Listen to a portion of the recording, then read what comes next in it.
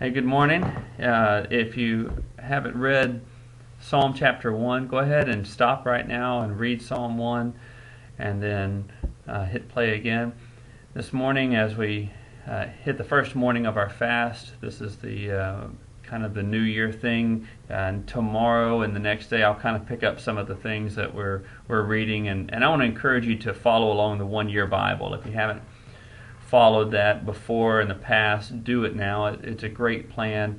And then also, if you can't read all of it in any given day, go take your phone down or your iPad or any kind of any tablet or mobile device like that, and you can go to download the YouVersion Bible, and it will also have the 1 year reading plan, and you can actually just say, there's you'll just have to navigate your way through there, and you'll be able to find ways so it will actually read it to you.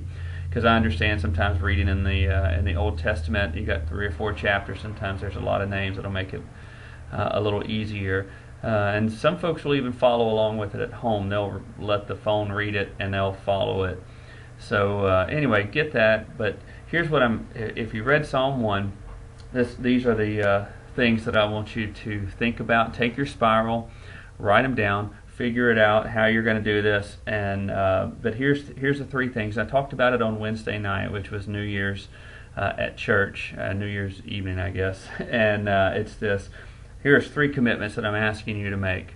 I believe they're to get us where we need to be as individuals. And number 1 is simply this: is to take godly advice.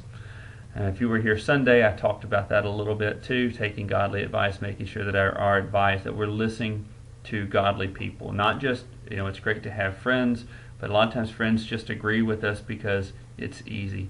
But I'm asking you to find godly counsel about all the decisions that you make. The Bible talks, there's wisdom in the multitude of counselors, so listen to what godly people have to say about the decisions that you make. So don't just take the things you hear from other people, but get godly counsel. Number 2 is to make a commitment to the Word of God. You can read all the self-help books you want. You can read, and they're great. There's nothing wrong with it. You can do everything that leads to success.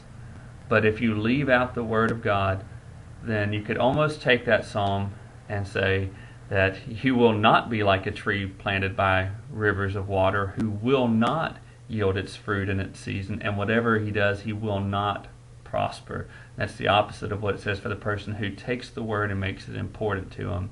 And that commitment is going to be challenged on a daily basis to open up the Bible every day. Can you make that commitment, that not just for the 21 days, but for the rest of this year, that there won't be a day that will pass without you opening up the Word and at least reading a chapter, thinking about it, and spending at least just a couple of minutes every day meditating on it. So the commitment is to make the Word important. And then the last thing is to consider what you're investing. Again, I've talked about some of this on Sunday. Consider what you're investing in. You can only put your hands to so many things, and spend time now asking the Lord, make it clear not only what I'm supposed to do, but how I'm supposed to modify my daily activities so that I can invest in the areas that you want me to invest in. Let's do this, and I'll see you back here tomorrow morning.